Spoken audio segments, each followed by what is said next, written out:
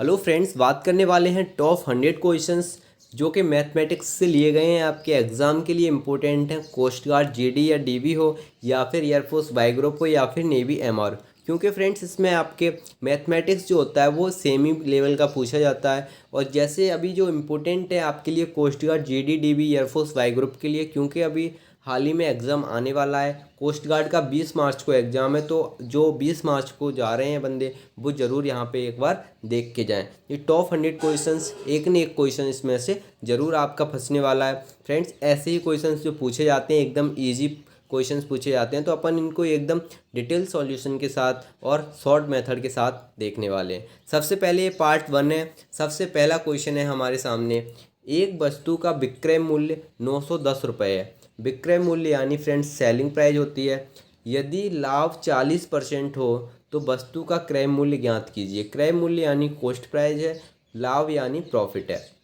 इतना दिया हुआ है, आपको क्रय मूल्य निकालना है यानी कॉस्ट प्राइस इसकी निकालनी है। तो सबसे पहले अपन इसका फॉर्मूले के हिसाब से देख लेते हैं, फिर एकदम एकदम शॉर्ट ट्रिक से भी देखेंगे। सबसे पहले अगर फॉर्मूले के अकॉर्डिंग देखा जाए तो कॉस्ट प्राइस यानी क्रय मूल्य का जो फॉर्मूला होता है वो होता है विक्रय मूल्य गुणा 100 अपॉन 100 प्लस लाभ का प्रतिशत। तो यहाँ पे अपन देखेंगे विक्रय मूल्य क्या हुआ है। विक्रय मूल्य जो दिया है वो दिया है आपका 910 रुपये गुणा 100 अपॉन 100 प्लस लाभ परसेंट। लाभ कितना था फ्रेंड्स 40%, तो यहाँ पे 140 हो गया। अब इसको सॉल्व करेंगे, एक जीरो से एक जीरो कट जाएगा, फिर 14 से इसको काटेंगे तो 650 रुपये यहाँ पे आपका क्रय मूल्य आ जाएगा। यानी वस्तु का जो मूल्य था वो 650 रुपये था, इसको इसने 910 रुपये में बेचा, तब जाके इसको 40% का लाभ हुआ। अब इसको फ्रेंड्स अपन शॉर्ट मेथड से कैसे कर सकते हैं। फ्रेंड्स अगर आपको फॉर्मूले की ज़रूरत नहीं है तो आप सबसे पहले क्या करेंगे, अब उसमें जो दिया है मूल्य दिया है, यहाँ पे विक्रय मूल्य दिया है और लाभ दिया है, तो अपन इसको डायरेक्ट कैसे कर सकते हैं। यहाँ पे मान लेंगे फ्रेंड्स अपन जो कॉस्ट प्राइस मान लेंगे, अपन लेट 100 रुपीज़ की कोई चीज़ है, उस पर 40% का प्रॉफिट का मतलब होता है 100 रुपये की चीज़ को 140 रुपये में बेचना। अगर इसका अपन रेशो देखेंगे फ्रेंड्स, रेशो काट देंगे अगर 20 से, 25 जा 100, 27 जा 140। ठीक है भाई। अब क्या है, ये आपकी कॉस्ट प्राइस है, ये आपकी सेलिंग प्राइस है। तो 7 इक्वल टू आपका दिया हुआ है 910, यानी सेलिंग प्राइस दी हुई है, यानी क्रय मूल्य आपको निकालना है। विक्रय मूल्य 910 रुपये है। अगर 7 से डिवाइड किया जाए तो 7 1 जा 7, 2 बचे, 7 3 जा 21, एक जीरो, यानी एक यूनिट की जो वैल्यू आएगी वो 130 रुपीज़ आएगी। लेकिन अपन को निकालनी है 5 यूनिट की, तो 130 का यहाँ पे इंटू कर दिया जाएगा। तो आपका जो आंसर आएगा कॉस्ट प्राइस यानी क्रय मूल्य जो आएगा वस्तु का वो आएगा 650 रुपये। तो आपको यहाँ पे समझ में आ गया होगा शॉर्टकट करने का मेथड। यानी अपन 100 रुपये की वैल्यू मान लेंगे और उसको अगर 40% का लाभ होगा तो 140 में बेचेगा। अगर इसका अनुपात निकालेंगे तो 5:7 आ जाएगा। इससे कैलकुलेशन सॉल्व थोड़ी जल्दी हो जाएगी। तो 7 इक्वल टू आपका दिया हुआ है यानी 910, एंड 1 यूनिट की वैल्यू निकाली 130, और 130 इंटू 5 कर दिया, जिससे आपकी कॉस्ट प्राइस आ चुकी है। अब देखते हैं अगला क्वेश्चन। अगला क्वेश्चन है यहाँ पे 7y का होल पावर है -1/2 इंटू 5/7 की होल पावर है 1/2। तो इसका आपको मान बताना है क्या होगा। फ्रेंड्स बात करें, अगर फ्रेंड्स क्या होता है 1/2 का जो मान होता है, इसका मतलब क्या होता है फ्रेंड्स, 1/2 का मतलब होता है √2। ठीक है भाई, यानी रूट होता है, √2 नहीं होता, रूट होता है। ठीक है। अगर 1/2 जिसकी ऐसे मान लो √2 है, इसको अपन को ब्रैकेट में लिखना होगा तो कैसे लिखेंगे, 2 की पावर 1/2 इसको लिख देते हैं। तो अंडर रूट की जो वैल्यू होती है वो होती है 1/2। ठीक है भाई। अब 7/5 को अपन कैसे लिख सकते हैं, 7/5 को लिख सकते हैं 1/2 की पावर है तो इसको अपन 7/5 कर सकते हैं। लेकिन इसकी पावर जो है वो निगेटिव है, आप देख रहे होंगे। तो निगेटिव जब भी पावर होती है, इसको अपन पॉजिटिव बनाने के लिए क्या करते हैं, 1 में जो वैल्यू होती है उसको लिख देते हैं। ठीक है। तो इसी तरीके से अपन ने यहाँ पे देखा होगा आपने, क्या हुआ है, √1/7 की पावर 5। ठीक है भाई। इसका माइनस है, इस वजह से अपन को इस पूरी वैल्यू को नीचे ले गए। अगला यहाँ पे देखेंगे 5/7 को डायरेक्ट अपन ने अंडर रूट में लिख दिया है क्योंकि इसकी पावर पॉजिटिव थी। अब इसको सॉल्व करेंगे आगे तो अंडर रूट 5/7 हो जाएगा, ये ऊपर चला जाएगा तो 5/7 तो अंडर रूट में जो वैल्यू होती है तो अंडर रूट कट जाएगा तो 5 हो जाएगा, यानी अंडर रूट की जो वैल्यू होती है अंडर रूट 2 तो उसकी वैल्यू क्या होती है 2 होती है। तो अगर अंडर रूट 5 भी क्या होगा 5 होगा। ठीक है, तो 7 अंडर रूट भी 7 होगा, तो अपना जो आंसर आएगा 5/7 आ जाएगा। ये तो इजी था, आपको हो जाएगा जब सॉल्व करेंगे तो डायरेक्ट दिख जाएगा आपको। √2 इंटू √2 कितने होते हैं 2, तो √5 इंटू √5 भी 5 होगा। नेक्स्ट क्वेश्चन देखेंगे फ्रेंड्स।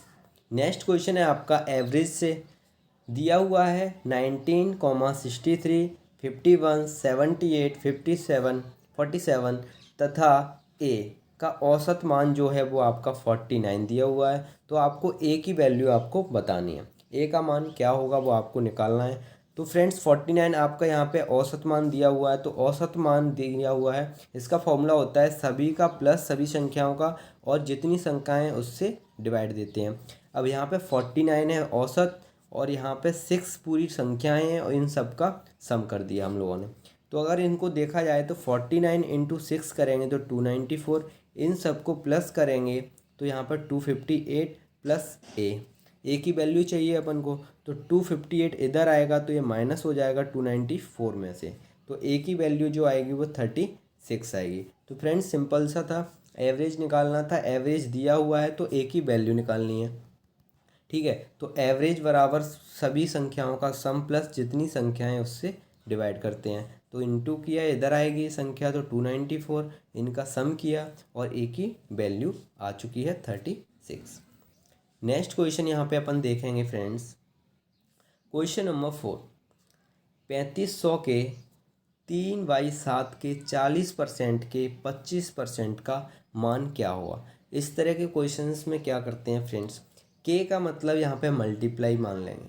ठीक है, के का मतलब होता है मल्टीप्लाई, यानी फ्रेंड्स 3500 का 3/7, तो 3500 का 3/7 करेंगे तो इंटू 3500 इंटू 3/7। अब इसका 40%, तो फिर से क्या करेंगे 40/100% हटेगा, तो फिर इसका 25%, तो फिर से इंटू करेंगे तो 25/100। अब इसको सॉल्व कर देंगे, बस सिंपल सा है, इसको सॉल्व कर दिया तो आपका जो आंसर आएगा 150। तो जो 150 होगा वो आपका इसका मान होगा। आप एक बार सॉल्व करके देखेंगे, साथ ही साथ इनको आपको अच्छे से समझ में आ रहा होगा। नेक्स्ट क्वेश्चन है यहाँ पे क्वेश्चन नंबर 5। यदि एक संख्या के 6/5 का 4/5 का 2/3 240 के बराबर है तो संख्या का मान क्या होगा। यदि एक संख्या का, यानी एक संख्या जो संख्या है उसको बताना है। यदि एक संख्या जो मानी है हमने x मानी है, उस संख्या का 6/5 और इसका 4/5 और इन सब का 2/3 जो है वो आपका 240 के बराबर है, तो संख्या का मान क्या होगा। तो x बराबर जो होगा, इस जो नीचे वाला है वो सारा इस तरफ चला जाएगा।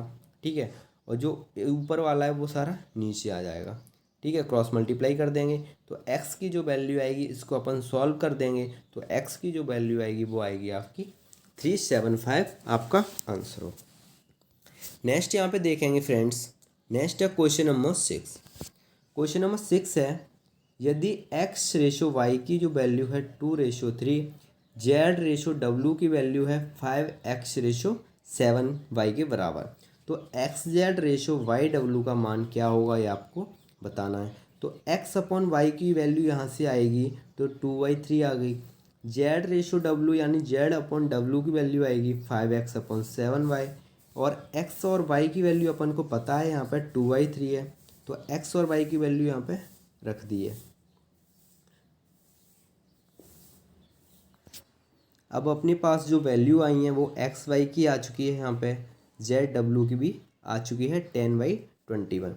अब एक्स और जेड की वैल्यू क्या है, एक्स की वैल्यू 2 है, जेड की वैल्यू 10 है, वाई की वैल्यू 3 है और डब्ल्यू की जो वैल्यू है वो 21 है। अब बस सिंपल सा इनको सॉल्व कर देंगे तो जो आंसर आएगा वो 20/63 आ जाएगा, यानी इसकी जो वैल्यू आएगी वो आएगी 20/63। तो ये सिंपल सा था, आप इसको सॉल्व करके देखेंगे तो आपको भी आ जाएगा। फ्रेंड्स नेक्स्ट क्वेश्चन है, 1 से लेकर 30 तक कितनी अभाज्य संख्याएं हैं, ये आपको बताना है। अभाज्य संख्याएं यानी प्राइम नंबर्स। प्राइम नंबर्स क्या होते हैं फ्रेंड्स? ऐसे संख्याएं जिनके खुद मल्टीपल होता है या फिर उसका 1 मल्टीपल होता है। यानी फ्रेंड्स जैसे आप देख रहे होंगे 1 से 30 तक जो अभाज्य संख्याएं हैं वो आपकी कौन कौन सी हैं? 2। जैसे फ्रेंड्स 2 को देखेंगे तो एक तो ये खुद से कटेगी या फिर 1 से, तो इसके 2 मल्टीपल हैं, 2 है और 1 है। तो इस तरह से जो मल्टीपल होते हैं यानी खुद संख्या और उसका 1 मल्टीपल होगा वो होती है अभाज्य संख्या। तो यहाँ पे अपन देखेंगे 1 से 30 तक पूछा है, तो 2 है, 3, 5, 7, 11, 13, 17, 19, 23 और 29। तो इतनी जो संख्याएं हैं वो हमारी अभाज्य संख्याएं हैं, आप देख सकते हैं। तो इसकी जो टोटल संख्या है उसने पूछी है, तो कितनी संख्याएं हैं? 10। तो आपका जो आंसर होगा वो 10 संख्याएं ऐसी हैं जो अभाज्य संख्याएं हैं 1 से 30 तक। ठीक है भाई। नेक्स्ट क्वेश्चन देखेंगे फ्रेंड्स। नेक्स्ट क्वेश्चन है यहाँ पे 3, 4 तथा 5 से पूर्णतः विभाजित होने वाली 3 अंकों की सबसे बड़ी संख्या क्या है, ये आपको बताना है। तो सबसे बड़ी सबसे छोटी इस तरह से पूछ ली जाती हैं संख्याएं। तो 3 अक्षर की 3 अंकों की सबसे बड़ी संख्या आपको बतानी है। तो सबसे पहले अपन फ्रेंड्स क्या करते हैं, जो संख्याएं दी हुई हैं उनका अपन लेते हैं एलसीएम। एलसीएम लेंगे फ्रेंड्स 3 और 3, 4, 5 का। तो एलसीएम एक तरीका इस तरह से ले सकते हैं सिंपल वे। लेकिन फ्रेंड्स अगर संख्याएं ऐसी हैं जो आपस में मल्टीपल नहीं है एक दूसरे की, तो अपन डायरेक्ट इसका एलसीएम इनका इनटू करके देख सकते हैं। तो इसका जो एलसीएम आएगा 3 × 4 12, 12 × 5 60। यानी इसका जो एलसीएम आएगा वो आएगा 60। और डायरेक्ट आप इस तरह से भी निकाल सकते हैं और डायरेक्ट 60 भी निकाल सकते हैं इनका इनटू करके। आपका एलसीएम आ गया 60। और फ्रेंड्स जो एलसीएम आता है उसका अपन जो सबसे बड़ी संख्या होती है 3 अक्षरों की अंकों की वो है 999। तो 999 इसका डिवाइड करेंगे। 60 का अगर डिवाइड किया 999 में तो 1 टाइम जाएगा तो कितना बचेगा 39। फिर 9 आ जाएगा तो 6 टाइम करेंगे तो जो रिमाइंडर आएगा यहाँ पे जो शेष बचेगा वो आपका 39 आएगा। यानी 60 को 16 बार डिवाइड कर देंगे। 60 से 16 बार डिवाइड करेंगे 999 को, तो रिमाइंडर यहाँ पे शेष जो बचेगा वो 39 बचेगा। तो जो शेष बचता है उसको फ्रेंड्स 999 यानी जो संख्या मानी है हमें उसको माइनस कर देंगे उसमें से। ठीक है, तो 999 से 39 माइनस कर देंगे तो 960 जो आएंगे वो हमारी ऐसी संख्या होगी जो आपकी 3 से भी पूर्णतः विभाजित होगी और 4 और 5 से भी होगी। तो अपन क्या किया, सबसे पहले इनका एलसीएम लेंगे, उसके बाद जो एलसीएम आएगा उससे भाग देंगे जो संख्या हमने मानी है बड़ी से बड़ी। ठीक है, 3 अक्षरों की। तो उसमें भाग देने पर जो शेषफल आता है उसको उस संख्या में से माइनस कर देते हैं, तो जो आंसर आता है वो हमारा आंसर होता है। नेक्स्ट है क्वेश्चन यहाँ पे। नेक्स्ट क्वेश्चन है, एक व्यक्ति 8 किलोमीटर पर आवर की गति से चल रहा है। प्रत्येक किलोमीटर के पश्चात वह 6 मिनट का विश्राम लेता है। तो 8 किलोमीटर की दूरी तय करने में कितना समय लगेगा मिनटों में आपको बताना है। फ्रेंड्स 8 किलोमीटर की चाल से चल रहा है और 8 किलोमीटर ही उसको जाना है। अगर फ्रेंड्स ये कोई विश्राम नहीं लेता तो 8 किलोमीटर की दूरी 8 किलोमीटर की स्पीड से पर आवर की स्पीड से वो 1 घंटे में कर लेता। लेकिन ये हर 1 किलोमीटर के बाद एक विश्राम लेता है 6 मिनट का। तो फ्रेंड्स इसका जो होगा वो 8 किलोमीटर तक जाने में कितनी बार स्टॉप करेगा, तो वो 7 बार यहाँ पे स्टॉपेज लेने वाला है। जैसे फ्रेंड्स पहले स्टार्ट किया इसने तो यहाँ पे दूसरे किलोमीटर पे रुकेगा, फिर तीसरे पे रुकेगा, फिर चौथे पे रुकेगा, पाँचवें पे रुकेगा, छठवें पे रुकेगा और सातवें पे रुकेगा, फिर वो पहुँच जाएगा। तो यानी कितनी बार रुका, 1 बार, 2 बार, 3 बार, 4 बार, 5 बार, 6 बार। यानी फ्रेंड्स इस 6 बार रुक रहा है। ठीक है, हर एक स्टॉपेज पे 6 बार रुकेगा। तो यानी 6 मिनट, एक बार में 6 मिनट रुक रहा है। ठीक है, तो एक बार में 6 मिनट रुकेगा। तो जो आपका आंसर आएगा 6 × 6, यहाँ पे गलत दे रखा है, आप एक बार खुद से देखोगे तो 6 × 6 यानी 36 मिनट। यानी 36 मिनट जो हैं वो आपकी विश्राम की हैं, यानी हर 1 किलोमीटर के बाद वो रुक रहा है। इसका मतलब क्या है, पहले किलोमीटर से तो स्टार्ट ही करेगा, तो दूसरे पे रुकेगा, फिर तीसरे पे रुकेगा, चौथे पे रुकेगा, पाँचवें पे रुकेगा, छठवें पे रुकेगा, सातवें पे रुकेगा और आठवें पे तो पहुंच ही जाएगा वो, रुकने का कोई काम नहीं। तो रेस्ट करने वाली जगह कौन सी है, 1 2 3 4 5 और 6, 6 बार रुका है तो 6 मिनट इंटू 6, तो 36 मिनट इसकी रेस्ट की हैं। और टोटल अगर डायरेक्ट जो जाएगा वो 60 मिनट्स ऑलरेडी पहले से हैं ही, और 36 एक्स्ट्रा ये हैं, तो जो टोटल मिनट होंगी वो कितनी होंगी, 96 मिनट। यानी फ्रेंड्स 96 मिनट लगेंगी उसको पहुंचने में। नेक्स्ट क्वेश्चन है, हाँ, बी तथा सी एक कार्य को क्रमशः 15 तथा 25 दिनों में करते हैं, तो दोनों मिलकर कार्य आरंभ करते हैं, लेकिन कुछ दिन बाद बी कार्य छोड़कर चला जाता है। तो सी ने 9 दिन में शेष कार्य को समाप्त किया।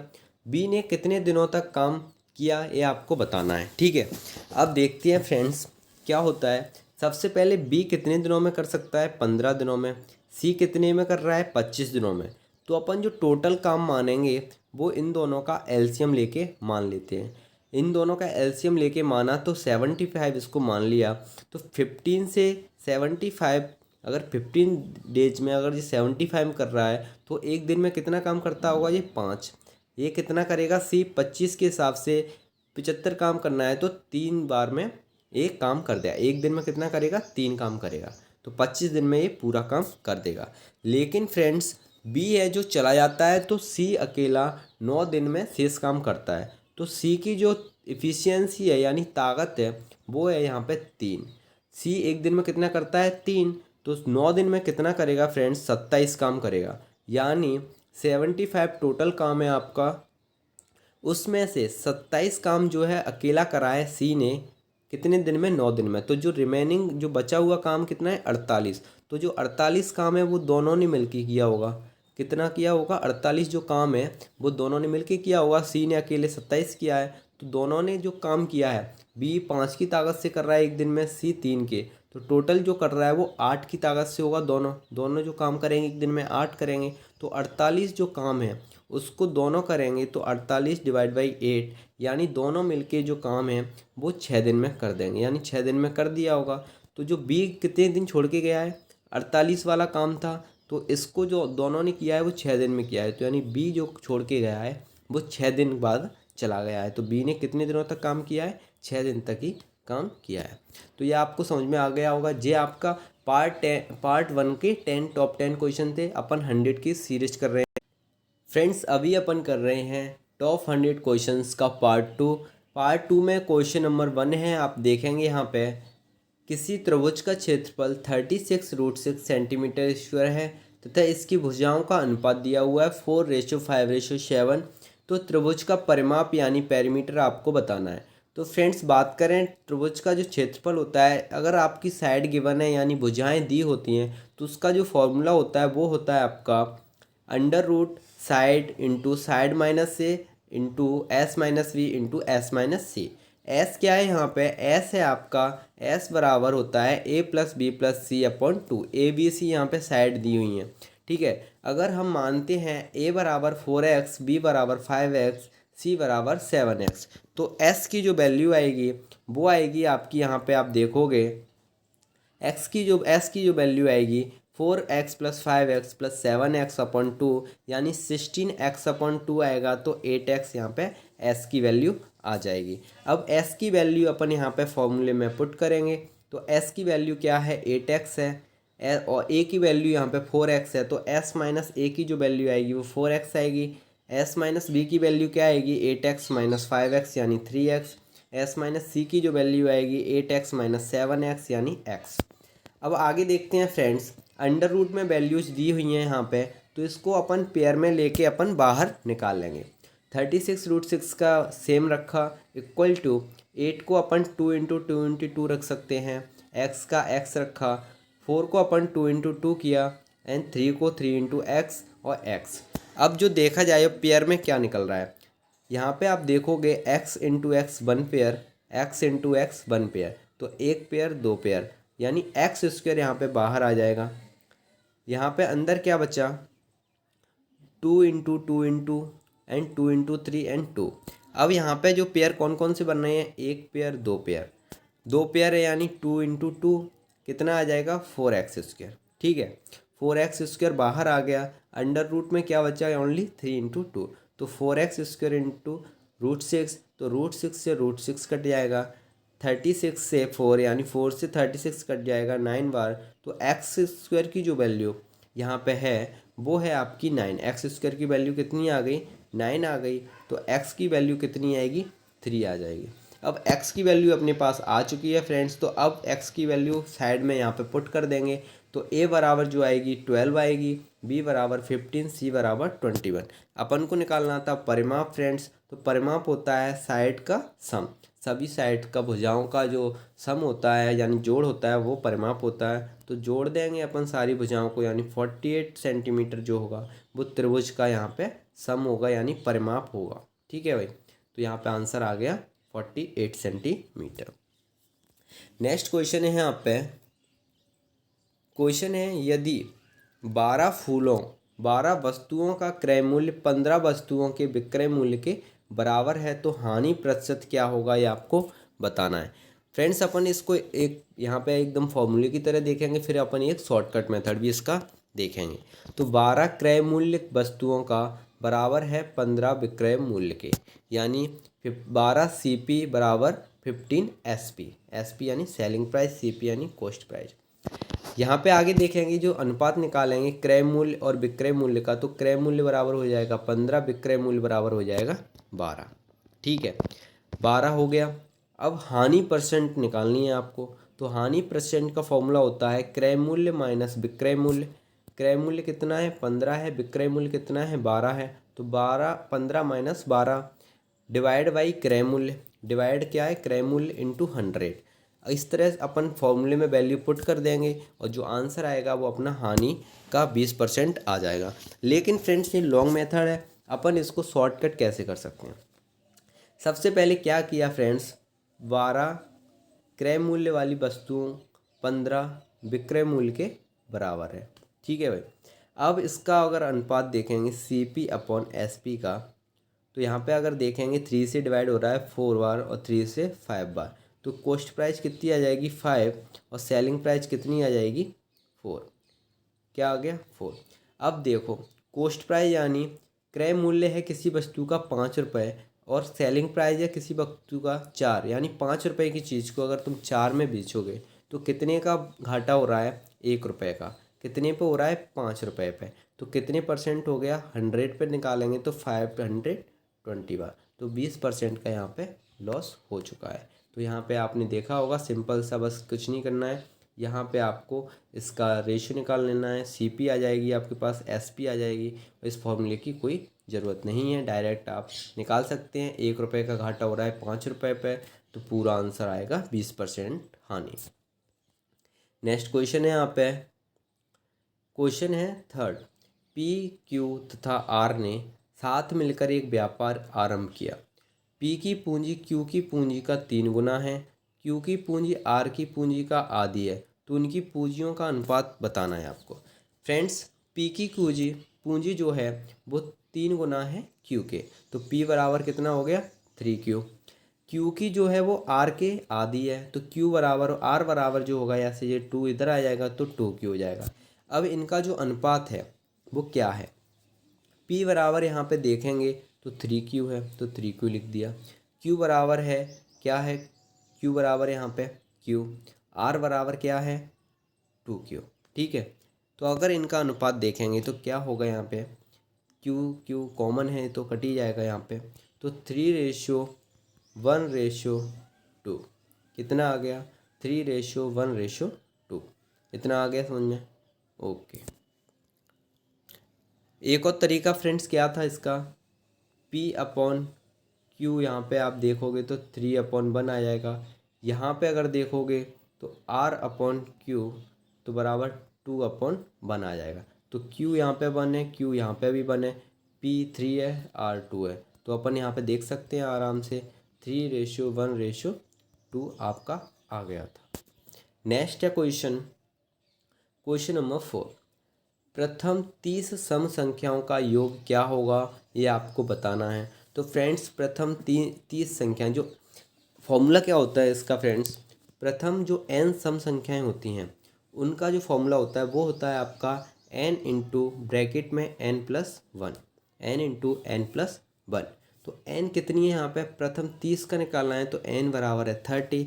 तो टोटल जो योग होगा वो होगा 30 इंटू 30+1, यानी 30 इंटू 31। आंसर आ जाएगा 930। नेक्स्ट क्वेश्चन है यहाँ पे, उसमें सिर्फ आपको फॉर्मूला याद रखना था। नेक्स्ट क्वेश्चन है, यदि a+b बराबर 10 है तथा ab बराबर 5 है तो a² + b² का मान क्या होगा। तो फ्रेंड्स बात करें अपन a² + b² क्या होगा आपको बताना है। अगर देखा जाए फ्रेंड्स a² + b² कब आता है, जब आपका फॉर्मूला a+b का होल स्क्वायर लगे तब आएगा a² + b² + 2ab। तो फ्रेंड्स अपन a+b = 10 को होल स्क्वायर कर देंगे, होल स्क्वायर किया तो इसका जो फॉर्मूला है वो होगा a² + b² + 2ab। 10 का स्क्वायर किया तो 100 आ गया। अब a² + b² आ गया, 2 इंटू ab की वैल्यू 5 है तो अपन ने यहाँ पे रख दी इक्वल टू 100। तो फ्रेंड्स यार a² + b² बराबर 100 माइनस 10 यानी 90। तो a² + b² की जो वैल्यू आएगी वो आ जाएगी अपने पास 90। यानी फ्रेंड्स अपन को ये दिमाग लगाना है, a+b है अपने पास तो इसका होल स्क्वायर करेंगे तभी a² + b² आ सकता है। तो अपन यहाँ पे इस फॉर्मूले की मदद से आप आंसर निकाल सकते हो। नेक्स्ट क्वेश्चन है यहाँ पे, क्वेश्चन नंबर नेक्स्ट है, राहुल की आयु 50 वर्ष है तथा मोहित की आयु 70 वर्ष है। कितने वर्ष पूर्व उनकी आयु का अनुपात 1:2 था, ये आपको बताना है। फ्रेंड्स राहुल की आयु 50 वर्ष है, मोहित की 70 है।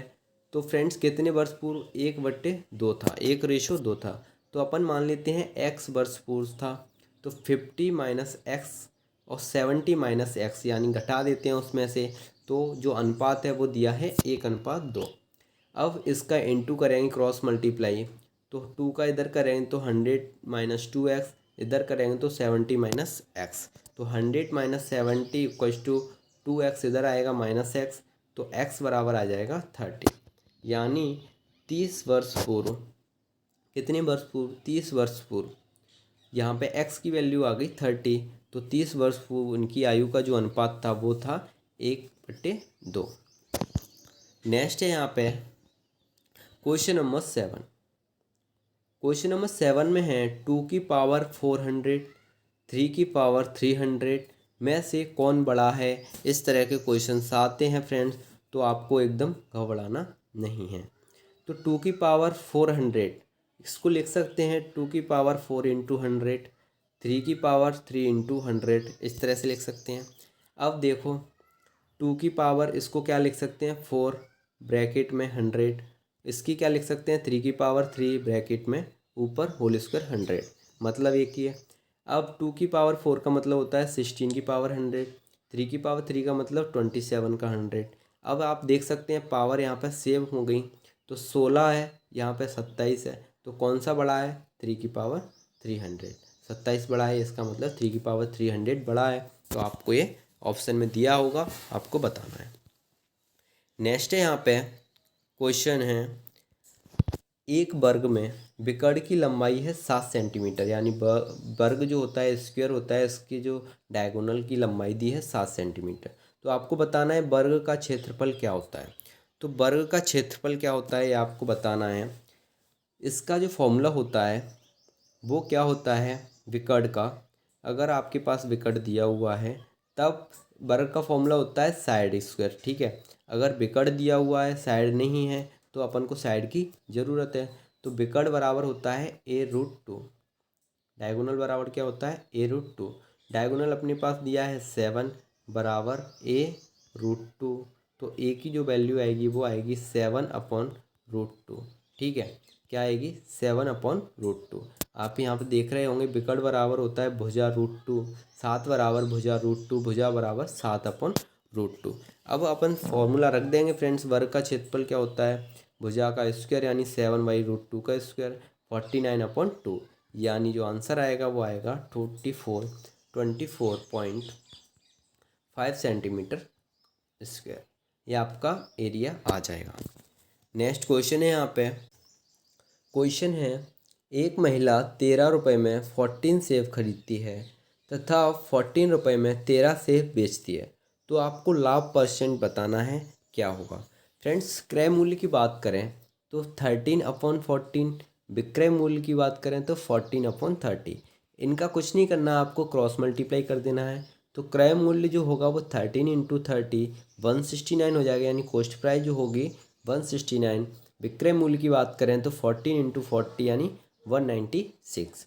अब यहाँ पे आप देखोगे लाभ परसेंट का जो फॉर्मूला होता है वो होता है आपका, क्या होता है, विक्रय मूल्य माइनस क्रय मूल्य। तो 196 माइनस 69 अपॉन क्रय मूल्य, कॉस्ट प्राइस पे होता है तो 169 × 100। अगर इसको अपन सॉल्व करेंगे फ्रेंड्स तो यहाँ पे 727 बचेगा, यहाँ पे 169 × 100, इसका जो आएगा वो अप्रॉक्सीमेट फॉर 50.97 यानी 16% तक अपन कह सकते हैं। ऑप्शन के हिसाब से अगर ये वाला होगा तो इसको लिखना है, और अगर अप्रॉक्स में जो दिया होगा वैल्यू 16 तो 16 देना है आपको। तो ये सिंपल सा आप यहाँ पे फॉर्मूले के हिसाब से कर सकते हैं। नेक्स्ट यहाँ पे देखेंगे फ्रेंड्स, नेक्स्ट है आगे question number 10। 0.53 into 0.53 plus 2 into 0.53 into 0.47 plus 0.47 into 0.47 upon 0.53 plus 0.47 का मान बताओ क्या होगा। फ्रेंड्स, इसका मान क्या होगा आपको बताना है। देखने में क्वेश्चन बहुत हार्ड लग रहा है, कैसे सॉल्व होगा कैलकुलेशन, बस आपको थोड़ा सा दिमाग लगाना है। फ्रेंड्स, नीचे क्या है, a प्लस बी बन रहा है, यहाँ पे देखोगे a की वैल्यू 0.53, b की वैल्यू 0.47। यहाँ पे देखोगे a की वैल्यू 0.53, a की वैल्यू 0.53 यानी a² हो जाएगा इतना। अब देखेंगे 2 का 2 इंटू 0.53 यानी a, 0.47 यानी b, तो ये क्या हो गया 2ab। नेक्स्ट देखेंगे 0.47 इंटू 0.47 यानी ये हो गया b, तो b²। जो वैल्यू आ रही है वो क्या बन रही है, a² plus 2ab plus b² upon a plus b। अब आगे देखेंगे तो इस ये किस चीज़ का फॉर्मूला है, a प्लस बी का होल स्क्वायर, तो अपन यहाँ पे लिखेंगे a प्लस बी का whole square upon a plus B. a plus B से a प्लस बी कट जाएगा तो एक a प्लस बी बचेगा, यानी 2 हैं तो a बचेगा। अब a की वैल्यू क्या है 0.53, b की 0.47, यानी जो वैल्यू आएगी वो आएगी आपकी 1, यानी इतने बड़े सवाल की जो वैल्यू आई वो आएगी 1, आपका आंसर। बस आपको पहचानना है कि इसका कौन सा फॉर्मूला बन रहा है। तो फ्रेंड्स, ये थे आपके सेकंड पार्ट के 10 क्वेश्चन। फर्स्ट पार्ट के 10 क्वेश्चन कर लिए, सेकंड पार्ट के भी 10 क्वेश्चंस कर लिए हैं। अब अपन फ्रेंड्स अभी अपन करेंगे पार्ट 3 टॉप 100 क्वेश्चंस का। अब पार्ट 3 में क्वेश्चन नंबर 1 देखेंगे। यहाँ पे सी की आय बी की आय से 30% अधिक है तथा बी की आय ए की आय से 30% अधिक है, तो सी की आय ए की आय से कितने % अधिक है, ये आपको बताना है।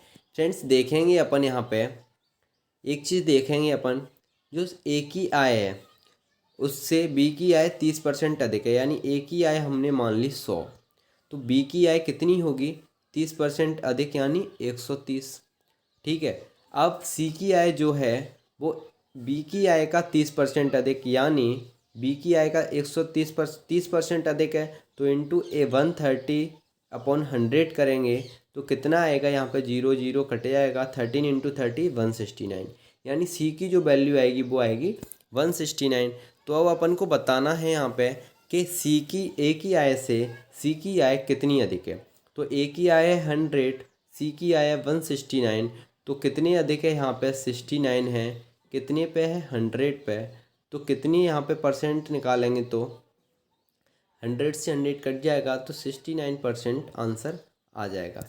इसको अपन एक दूसरे तरीके से कैसे कर सकते थे, यहाँ पे आप देखोगे फ्रेंड्स ए बी सी, अगर मान लो यहाँ पे सी की आय बी की आय से 30% अधिक है, सी की आय बी की आय से 30% अधिक का मतलब होता है 100 है तो ये 130 है।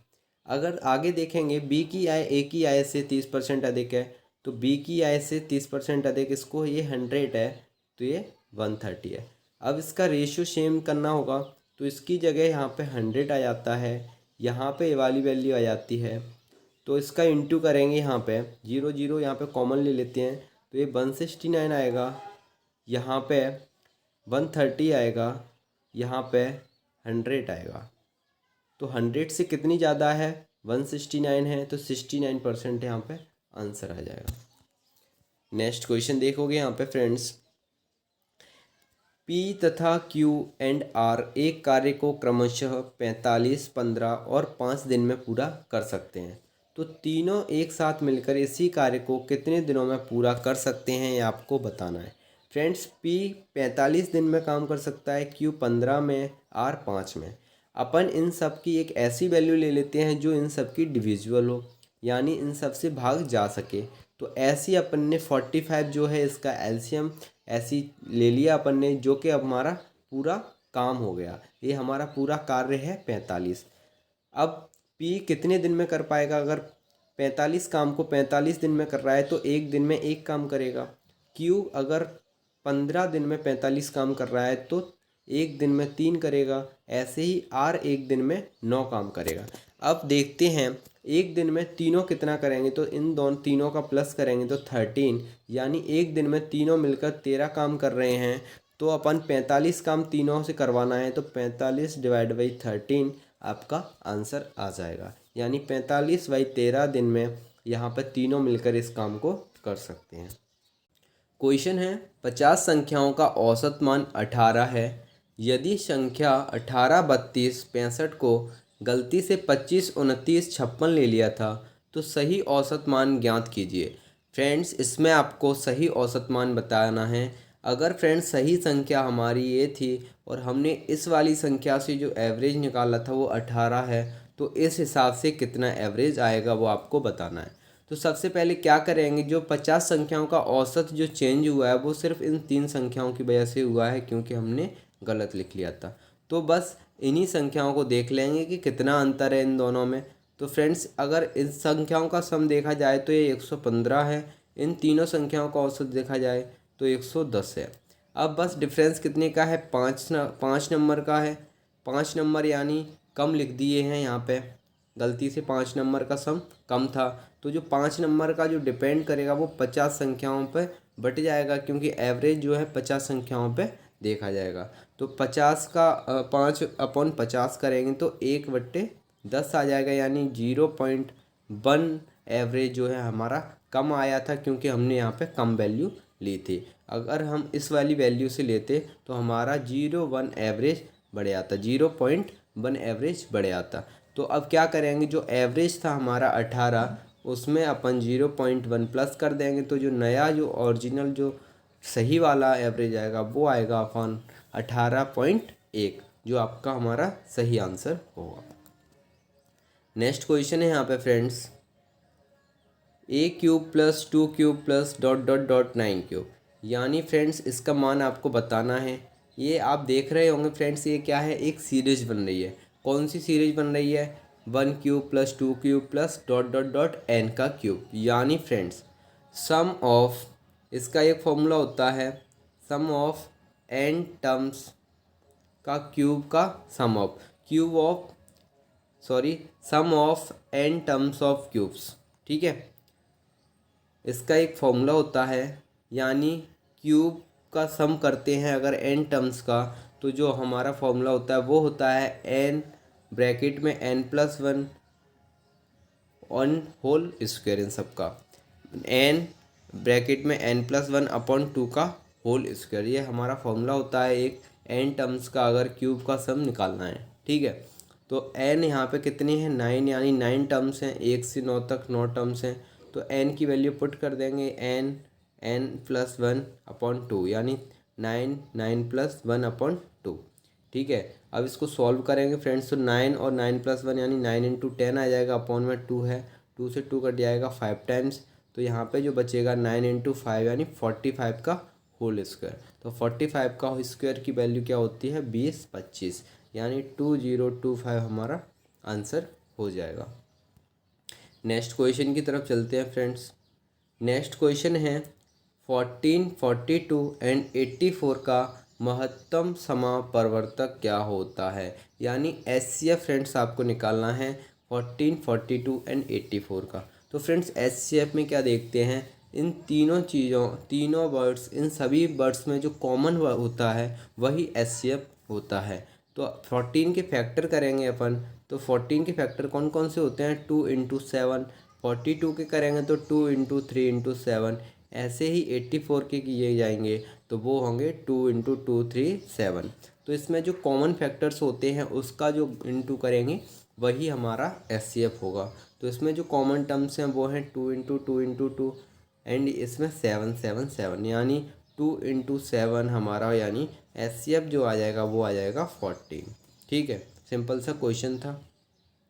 नेक्स्ट क्वेश्चन है यहाँ पे, यदि P का 80% बराबर है Q का 202/5 तो P और Q का अनुपात बताना है।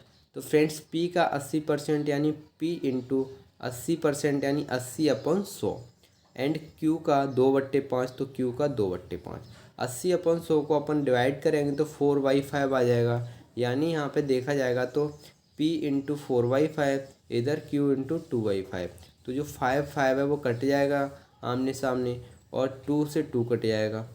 तो P की जो वैल्यू आएगी वो आएगी P/Q। Q यहाँ पे आ जाएगा नीचे एंड 2 जो था वो नीचे पहुँच जाएगा।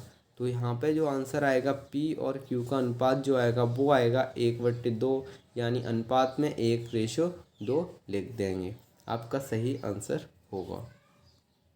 नेक्स्ट क्वेश्चन है यहाँ पे, 4000 रुपये की राशि पर 8% प्रतिवर्ष की दर से 6 वर्ष का साधारण ब्याज क्या होगा। इसमें अपन को साधारण ब्याज बताना है, 4000 रुपये हैं 8% की दर से 6 वर्ष के लिए। तो साधारण ब्याज क्या होगा, इसका फॉर्मूला आपने देखा होगा, मूलधन गुणा दर यानी रेट इंटू टाइम होता है। क्या होता है, P into are into T/100। ये होता है एसआई का फॉर्मूला, यानी सिंपल इंटरेस्ट निकालने का। तो प्रिंसिपल यहाँ पे यानी मूलधन 4000 है, रेट यहाँ पे 8% है और यहाँ पे ईयर जो है वो 6 टाइम। अब बस सॉल्व कर देंगे, 2 0 से 2 0, 8 6 जा कितने होते हैं 48 इंटू 4 यानी 192 यानी 1920 रुपये। जो साधारण ब्याज होगा वो 6 वर्ष का कितना होगा, 1920 रुपये होगा। नेक्स्ट क्वेश्चन है यहाँ पे, ए ने 6000 रुपये निवेश करके व्यापार आरंभ किया। 4 महीने पश्चात बी 8000 रुपये तथा फिर से 4 महीने पश्चात 10,000 रुपये निवेश करके सी जुड़ गया। तो 2 वर्ष के अंत में ए बी तथा सी के लाभ का अनुपात बताइए। फ्रेंड्स ये एक पार्टनरशिप से क्वेश्चन है। इसमें क्या है, ए ने 6000 रुपये लगाए, बी 4 महीने के बाद आता है 8000 रुपये लगाता है और सी फिर 4 महीने के बाद आता है। तो 2 वर्ष के बाद कितना उनका प्रॉफिट हुआ उसका आपको अनुपात बताना है। तो 2 वर्ष यानी फ्रेंड्स कितना टाइम होता है, 24 महीने। 1 वर्ष का टाइम 12 महीने होता है, तो 2 वर्ष का टाइम 24 महीने, यानी 24 महीने के लिए इन्होंने पैसे लगाए। ए ने कितने लगाए, 6000 रुपये लगाए हैं 24 महीने के लिए। प्रॉफिट का जो लाभ का फॉर्मूला होता है वो होता है इन्वेस्ट कितने किए और कितने टाइम के लिए किए।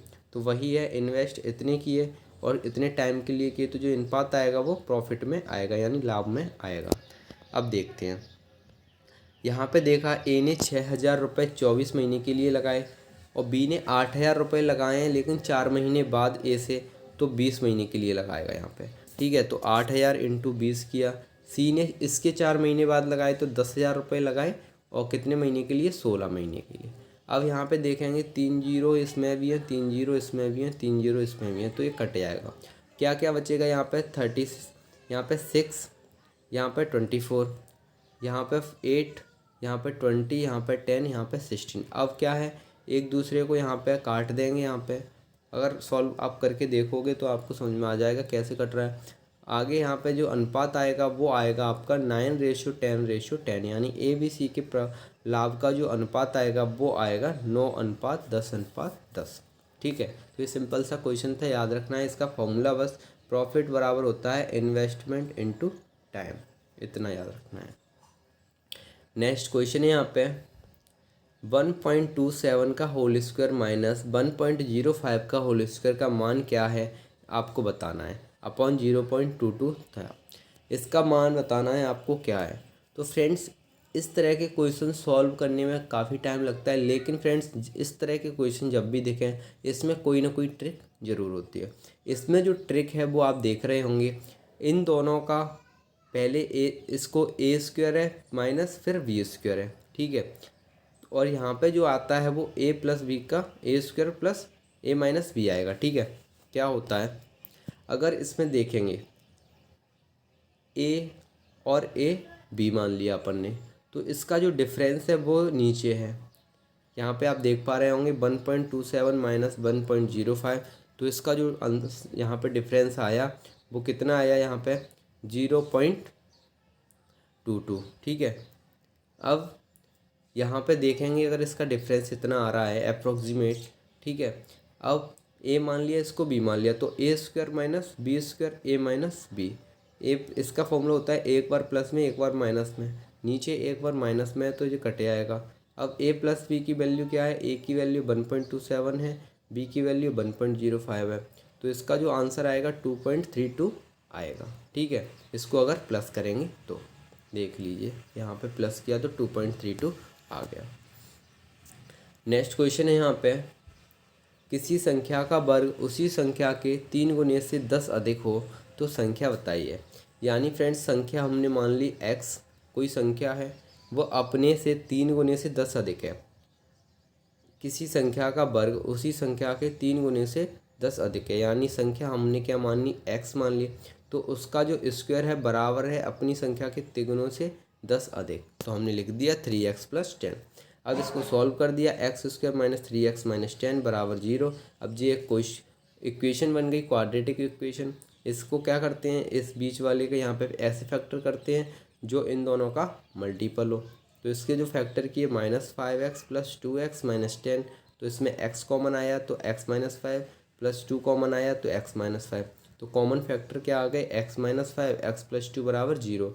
अब इसको एक बार 0 के इसमें रखेंगे इक्वल में तो x बराबर 5 आएगा, इसको रखेंगे तो x बराबर -2 आएगा, तो -2 को अपन निगलेक्ट कर देते हैं, x की वैल्यू 5 हो जाएगी, यहाँ पे वो संख्या आएगी 5, ठीक है। तो ये था आपका पार्ट 3 था ये टॉप 100 क्वेश्चंस का। अब फ्रेंड्स अगली करते हैं अपन पार्ट 4, जो कि आपके इम्पोर्टेंट टॉप 100 क्वेश्चंस में से टॉप 10 क्वेश्चंस होंगे, ठीक है फ्रेंड्स। अभी कर रहे हैं फ्रेंड्स टॉप 100 क्वेश्चंस का पार्ट 4। इसमें फ्रेंड्स अपन देखेंगे top 10 questions. Friends question number 1 है 2 + 4 + 6 + ... 40 का मान क्या है, ये आपको बताना है। फ्रेंड्स इस सीरीज में आपको देखना होगा, इसमें सबसे पहले जो देखा जाएगा वो सबसे पहले यहाँ पर 2 देखा जाएगा, आपका सबसे कॉमन आ रहा है, हर एक टर्म से 2 कॉमन आ रहा है। तो उसके बाद क्या आएगा फ्रेंड्स, अगर 2 कॉमन ले लेंगे तो यहाँ पे 1 बचेगा, 2 बचेगा, यानी यहाँ से कॉमन लिया तो 1 बचेगा, यहाँ से लिया तो 2 बचेगा, यहाँ से लिया तो 3 बचेगा। ऐसे ही करके ... 1 से लेके 20 टर्म्स तक यहाँ पे हो जाएगी एक सीरीज। अब सीरीज बन गई 1 से लेकर 20 तक, यानी n टर्म्स वाली जो सम होता है n टर्म्स का, उसका जो फॉर्मूला होता है वो होता है n × n + 1/2। तो n यहाँ पे कितनी है, 20 हैं टोटल स्टेप्स, यहाँ पे टर्म्स देखा जाए तो 20 × 21/2। यहाँ पे 2 दिया है कॉमन हमने, तो 2 × 20 × 21/2, 2 से 2 कट जाएगा, 21 × 20 करेंगे तो 420 यहाँ पे आ जाएगा, यानी 420 जो है हमारे इस सीरीज का हमारा जो सम है वो है आपका 420। तो इस तरह से आपको निकालना था, पहले कॉमन ले लेंगे तो आपके पास एक सीरीज आ जाएगी, फिर आप आसानी से कर सकते हो। नेक्स्ट क्वेश्चन है यहाँ पे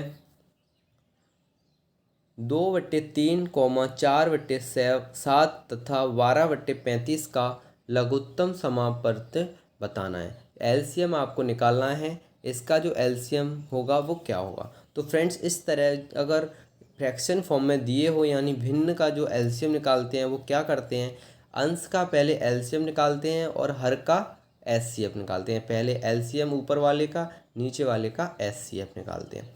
तो फ्रेंड्स अगर देखा जाए ऊपर वाले कौन कौन से टर्म्स हैं, अंश जो बोलते हैं, 2 4 12, 2 4 12 का एलसीएम निकालेंगे, 3 7 35 का एचसीएफ निकालेंगे। तो 2 4 12 का कॉमन यहाँ पे एलसीएम देखा जाएगा, तो इसमें सारे का इंटू करते हैं कॉमन टर्म्स को छोड़ के, तो यहाँ पे एलसीएम आएगा 12, और यहाँ पे एचसीएफ में क्या होता है, जो कॉमन टर्म होता है उसको लेते हैं, तो इसमें कॉमन टर्म्स क्या है, एक है, कोई भी नहीं है तो एक आएगा, तो एचसीएफ यहाँ पे आएगा 1। तो इसका जो एलसीएम आएगा वो होगा 12/1 यानी 12। ये आपका एलसीएम आ जाएगा। तो भिन्न का जब भी याद रखो, भिन्न की फॉर्म में एलसीएम निकालना है तो ऊपर वाले का एलसीएम निकालते हैं, नीचे वाले का एचसीएफ निकालते हैं। अगर वो पूछता है एचसीएफ क्या होगा, तो ऊपर वाले का एचसीएफ निकालते हैं, नीचे वाले का एलसीएम निकालते हैं। ठीक है फ्रेंड्स, समझ में आ गया होगा। नेक्स्ट क्वेश्चन देखते हैं। नेक्स्ट क्वेश्चन है आपका, किसी आयताकार भवन की चौड़ाई उसकी लंबाई का 4/5 है। यदि फर्श का क्षेत्रफल 500 वर्ग मीटर है तो भवन की चौड़ाई एवं लंबाई ज्ञात कीजिए। फ्रेंड्स, यहाँ पे क्या दिया हुआ है, चौड़ाई जो है 4/5 है लंबाई के, तो चौड़ाई और लंबाई का जो अनुपात आएगा वो 4/5 आएगा। अब मान लेते हैं 4x और 5x लंबाई है, चौड़ाई है, ठीक है। भवन की चौड़ाई है 4x, लंबाई है 5x। अब आगे देखते हैं, जो क्षेत्रफल होता है, रेक्टेंगल होता है भवन, तो क्षेत्रफल जो होता है इसका वो होता है लंबाई गुणा चौड़ाई, ठीक है। तो लंबाई गुणा चौड़ाई बराबर 500।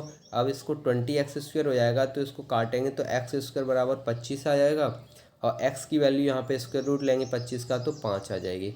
अब यहाँ पे चौड़ाई लंबाई में रख देंगे अपन, तो चौड़ाई भी आ जाएगी 4×5 और लंबाई आ जाएगी 5×5, तो इस तरह से हो जाएगा 25 मीटर और 20 मीटर, ठीक है। लंबाई पूछे तो लंबाई बता देना, चौड़ाई पूछे तो चौड़ाई बता देना। नेक्स्ट क्वेश्चन है यहाँ पे, 30% तथा 10% की दो क्रमिक छूट देने पर नेट छूट परसेंट में क्या होगी, आपको बताना है। फ्रेंड्स, पहले 30% की छूट दी, फिर 10% की लगातार जो छूट दी जा रही हैं, तो टोटल नेट छूट जो होती है वो आपको बताना है। तो इसका जो फॉर्मूला होता है, क्रमिक छूट जब भी दी जाती है, इसका फॉर्मूला होता है x plus x into Y upon 100। तो x यानी फर्स्ट वाला और सेकंड वाला y, तो 30 + 10 - 30 इंटू 10 अपॉन 100, इसको काट देंगे, 2 0 से 2 0, 40 - 3 यानी 37% जो होगा हमारा एक्चुअल डिस्काउंट होगा, अगर इस तरह के दो डिस्काउंट कोई दे रहा है आपको तो। नेक्स्ट क्वेश्चन है,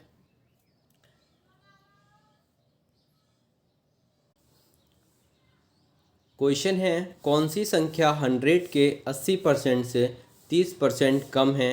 तो अपन इसको सॉल्व करेंगे, तो 100 का 80% है, 100 का 80% यानी 80/100, इतना सॉल्व करेंगे।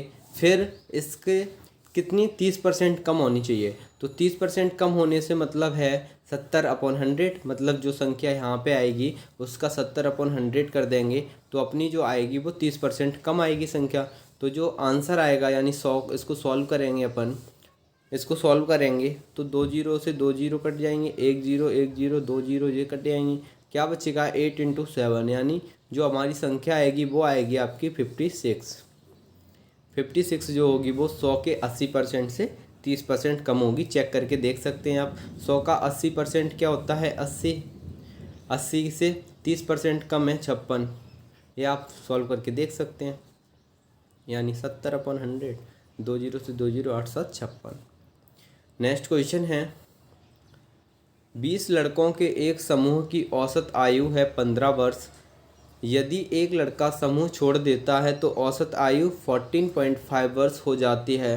तो लड़के की आयु बताइए जो छोड़ के गया है उसकी। 0.5 घट जाती है फ्रेंड्स वर्षों में, 20 लड़कों में से अगर एक बंदा छोड़ के चला जाता है। तो देखेंगे सम ऑफ एवरेज कितने होता है, सम एवरेज इंटू 20, यानी 20 बंदे हैं, 15 एवरेज है, तो 300 हो गया यहाँ पे सम इनका देखा जाए तो, ठीक है। उसके बाद यहाँ पे जो एक बंदा छोड़ गया उसके बाद क्या आएगा, तो एक बंदा छोड़ गया यानी 19 बचे, एवरेज कितना है छोड़ने के बाद 14.5, तो इसका जो सम आएगा वो कितना आएगा 275.5। तो जो छोड़ के गया है वो इसमें से इसका माइनस कर देंगे तो आ जाएगा 24.5 वर्ष का बंदा जो है वो छोड़ के गया है जो 24.5 साल का था।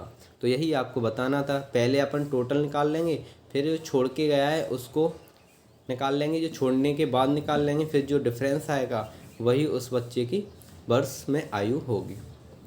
नेक्स्ट क्वेश्चन है यहाँ पे 50 से 65 तक सभी अभाज्य संख्याओं का योग क्या है, ये आपको बताना है। तो 50 से 65 अभाज्य संख्या कौन सी होती हैं, जो जिनका मल्टीपल या तो वो खुद होती हैं या फिर एक होता है, मतलब दो मल्टीपल होने चाहिए, खुद संख्या और एक, वो अभाज्य संख्याएं होती हैं। तो 50 से 65 के बीच में जो हैं वो सिर्फ कौन कौन सी हैं, 53 है, 59 है और 61, यानी 3 ऐसी संख्याएं हैं जो अभाज्य संख्याएं हैं और इनका योग आपको बताना है। तो 53 + 59 + 61 का जो सम होगा वो होगा 173। तो ये था आपका आंसर, आपका 173। नेक्स्ट क्वेश्चन है, दो नल हैं P तथा R एक टंकी को क्रमशः 16 घंटे और 24 घंटे में भर सकते हैं, जबकि एक तीसरा नल S उसी टंकी को 48 घंटे में खाली कर सकता है। यदि तीनों नलों को एक साथ खोल दिया जाए तो टंकी कितने घंटे में भर जाएगी। यानी फ्रेंड्स, दो नल ऐसे हैं जो पानी भरने वाले हैं, एक नल ऐसा है जो खाली करने वाला है। अगर तीनों को एक साथ खोल दिया जाए तो कितने घंटे में टंकी भर जाएगी, आपको बताना है।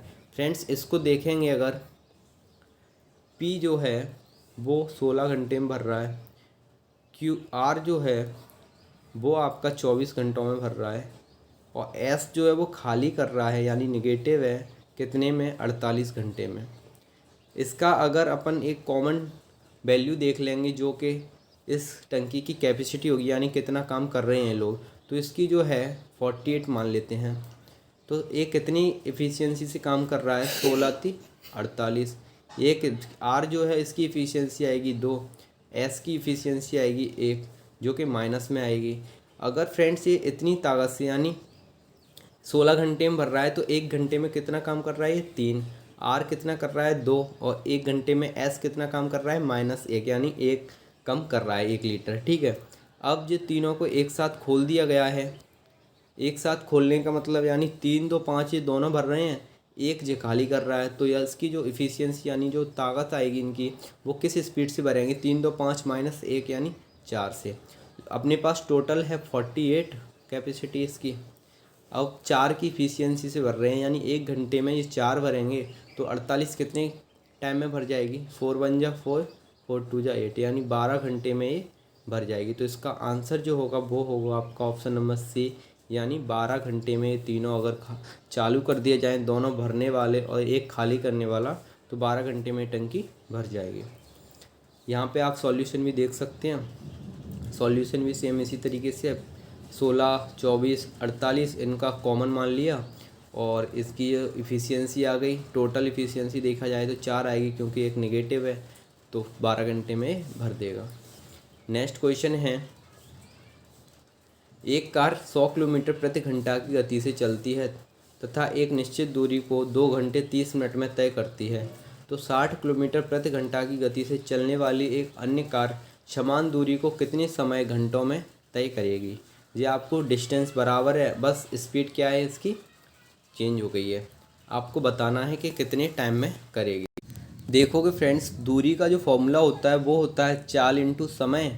तो यहाँ पे चाल आपको 100 दी हुई है, समय है 2.5 घंटा, यानी 5/2 हो जाएगा अगर इसको चेंज करेंगे तो 100 से इसको काटेंगे तो 50 टाइम्स।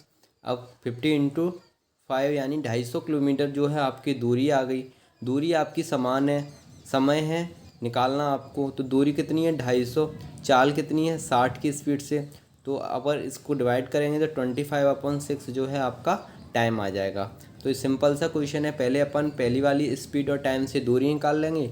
दूरी इसकी सेम दी हुई है अगली बार में, चाल आपके पास है 60, तो आपको निकालनी है क्या, समय निकालना है। ठीक है, तो इसका जो आंसर है वो आएगा 25/6। ठीक है, अब देखते हैं आगे। अगला क्वेश्चन है यहाँ पे, एक वस्तु को ₹900 में बेचने पर प्राप्त लाभ उसी वस्तु को 500 में बेचने पर प्राप्त हानि के बराबर है। 30% का लाभ यहाँ पे है 30% का लाभ कमाने के लिए वस्तु का विक्रय मूल्य रुपए में क्या होना चाहिए आपको बताना है। यानी किसी वस्तु को 900 में बेचते हैं तब लाभ जो होता है, उसी वस्तु को 500 में बेचते हैं तब हानि होती है उतनी ही। तो आपको बताना है 30% लाभ कमाने के लिए कितनी इसकी रेट होनी चाहिए। फ्रेंड्स देखेंगे, अगर 900 रुपये की कोई चीज़ है तो कितने का यहाँ पे फ़ायदा हो रहा है और कितना लॉस हो रहा है वो बराबर हो रहा है। ठीक है, अगर 500 में बेचेंगे तो जो लॉस होगा वो बराबर होगा, और 900 में से अगर कोई प्रॉफिट होगा उसको माइनस करेंगे जो बराबर होगा। ठीक है, अब क्या देख रहे हैं इसको, अब मान लेते हैं हम कि वो जो संख्या है जिस पे अपन कोई उसकी वैल्यू है वो अपन x मान लेते हैं। यानी 900 में जो प्रॉफिट हो रहा है वो माइनस कर देंगे 900 में से, तो अपनी वैल्यू आ जाएगी। ठीक है, अगर वैल्यू में से 500 माइनस कर देंगे तो वैल्यू आ जाएगी अपनी जो होगी रियल। ठीक है, तो अब इसमें क्या देखेंगे, इक्वल टू कर दिया है जैसा कि उसमें क्वेश्चन में दिया हुआ है। फिर 900 प्लस 500 इधर आ जाएगा, इधर x चलाएगा तो 2x हो जाएगा, x की वैल्यू 700 आ जाएगी। यानी अब क्या होगा, विक्रय मूल्य आपके पास आ गया है 700 रुपये। अब 700 रुपये आ गया, अब है इसका 30% लाभ कमाने के लिए कितने की बेचनी पड़ेगी, तो 30% कितना होगा 700 का, 210 होगा। 210 होगा तो 700 विक्रय मूल्य में 210 प्लस कर देंगे, यानी 910 रुपये की अगर उस वस्तु को बेचेंगे तो आपको 30% का लाभ हो जाएगा। यानी फ्रेंड्स आपको समझ में आया या नहीं आया समझ में, एक बार देखना क्वेश्चन को ध्यान से पढ़ना क्या कह रहा है। किसी वस्तु को 900 में बेच रहा है और उसी वस्तु को 500 में बेच रहा है, तो प्राप्त हानि और लाभ बराबर हो रहे हैं। अब देखो, मान लो 900 में बेचा, ठीक है, तो इसका जो प्रॉफिट है, यहाँ पे प्रॉफिट कैसे निकालेंगे, ये 900 में बेचा तो इसकी जो कॉस्ट प्राइस होगी, प्रॉफिट यानी कॉस्ट प्राइस जो होगी, ये 900 क्या है यहाँ पे सेलिंग प्राइस है, एक्स यहाँ पे है कॉस्ट प्राइस, तो एक्स कॉस्ट प्राइस है माइनस यहाँ पे 500 जो है वो सेलिंग प्राइस है इसकी। तो यहाँ पे जो है लॉस है वो टोटल, ये प्रॉफिट है टोटल। तो प्रॉफिट और लॉस क्या हुआ है, बराबर दिए हुए हैं। तो बस इसको सॉल्व किया है, 900 प्लस 500 2x, एक्स की वैल्यू जो आएगी वो आपकी कॉस्ट प्राइस आएगी, एक्स की वैल्यू आएगी वो कॉस्ट प्राइस, यानी इतने में 700 रुपये की कीमत है उस वस्तु की। 30% लाभ कमाने के लिए 210 प्लस करने पड़ेंगे, यानी इतने में बेचना पड़ेगा। फिर ये क्या है, सेलिंग प्राइस यानी विक्रय मूल्य, तो वही निकालना था आपको। 910 रुपये आपका आंसर हुआ। तो फ्रेंड्स ये थे आपका पार्ट 4 जो कि टॉप 100 क्वेश्चंस का था। अब अगली वीडियो में अपन करेंगे पार्ट 5 टॉप 100 क्वेश्चंस का। ठीक है।